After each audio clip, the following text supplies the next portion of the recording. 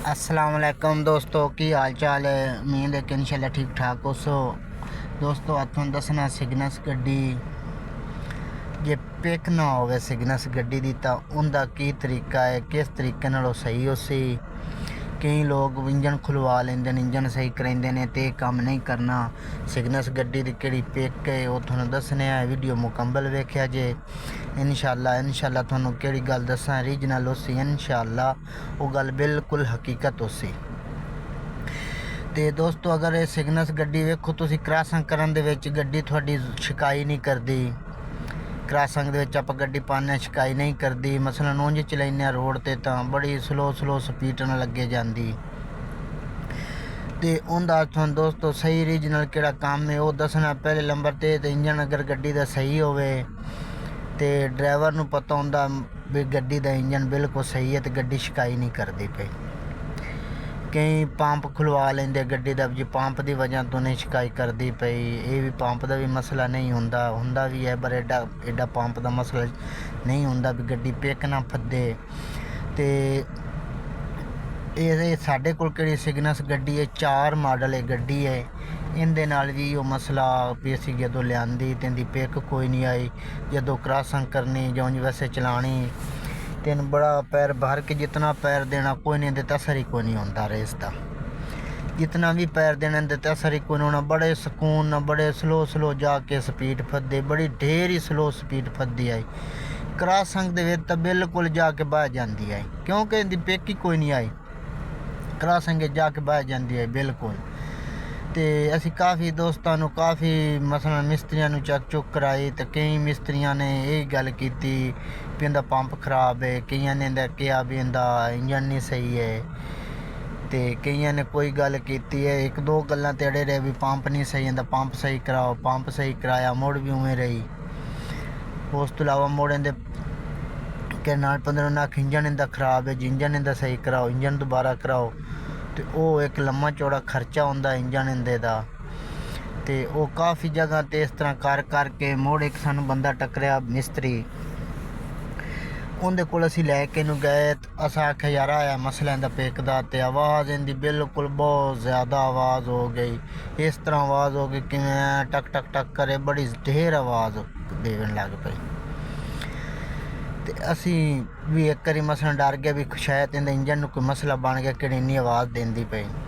तो दोस्तों असी फिर इंद कीता कि केड़ी गल तो है, फिर जाके सही होई तो इंदी पिक सही होई।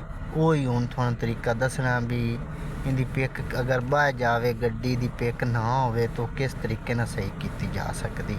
उहदे वास्ते की जरूरी काम है जिहड़ा कराना चाहिदा है। तो दोस्तों इंदे थल्ले लगा होया सलफ दे नाल एक सेंसर लगा होया।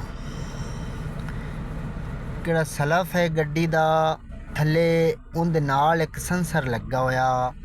जदों वो तुसीं सेंसर खुलवा के साफ़ करा के दोबारा उहदी फिटिंग साफ़ करा के करेसो तो इंशाअल्लाह किहड़ी गड्डी दी पिक है ना तुसीं चला के चैक कर लिया है। इंशाअल्लाह गड्डी दी पिक इंज होसी कि तुसीं पैर रखसो तुहानूं दस्सी गड्डी भी गड्डी दी पिक है।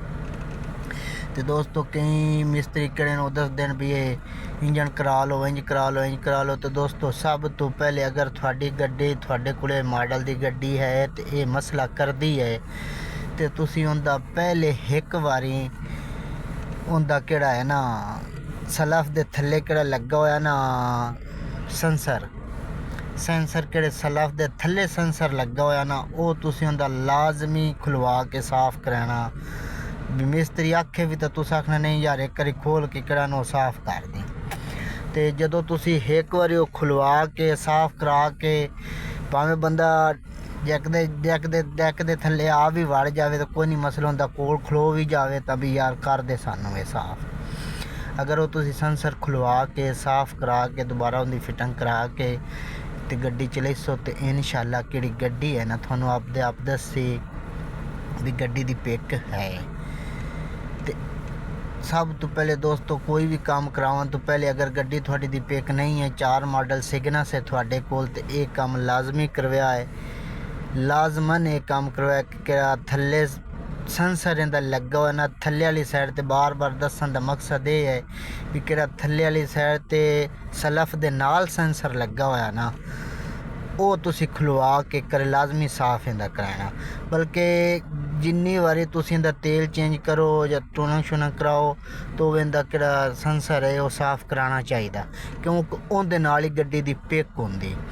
ਗੱਡੀ ਦੀ ਪਿਕ ਖਰਾਬ ਜਦੋਂ ਹੁੰਦੀ ਹੈ ਸਿਗਨਸ V8 ਦੀ ਤੇ ਉਹ ਸੈਂਸਰ ਕਿਹੜਾ ਹੈ ਉਹਦੀ ਵਜ੍ਹਾ ਤੋਂ ਹੀ ਹੁੰਦੀ।